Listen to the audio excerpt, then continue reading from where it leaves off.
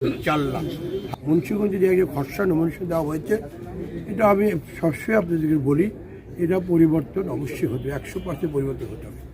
এইটাই আমাদের আজকে নির্দেশন, এইটাই আমাদের আজকে আমরা আলাপ আলোচনা করেছি।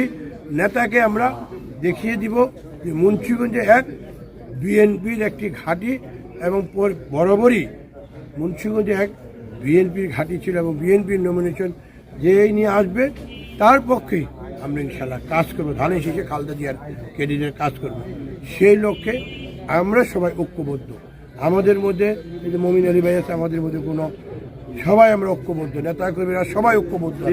যার যার অবস্থার দিকে আমরা সেদিন 25 তারিখ আমরা আমাদের লক্ষ্য, আমাদের যে লক্ষ্য সেই লক্ষ্যে আমরা পৌঁছে যাবো 4 লাখ মুন্সিগঞ্জে যে খরচা নমিনেশন দেওয়া হয়েছে, এটা আমি সবসময় আপনাদেরকে বলি, এটা পরিবর্তন অবশ্যই হতে 100% পরিবর্তন হতে হবে।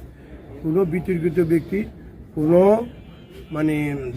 জনগণ যাকে পছন্দ করে না, সেই ব্যক্তি এখানে নমিনেশনে থাকতে পারে না।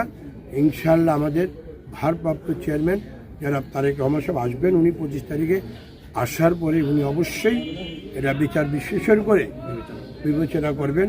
অবশ্যই তার নেতা কর্মীরা প্লাস জনগণ যাকে চায়, উনি তো একটা কথাই বলেছেন, ত্যাগী যারা ত্যাগীদেরকে মূল্যায়ন করা হবে। অবশ্যই উনি ত্যাগী যারা যারা জনগণের পাশে থাকে, জনগণ যাদের পছন্দ করে তাদেরকে উনি মূল্যায়ন করবেন।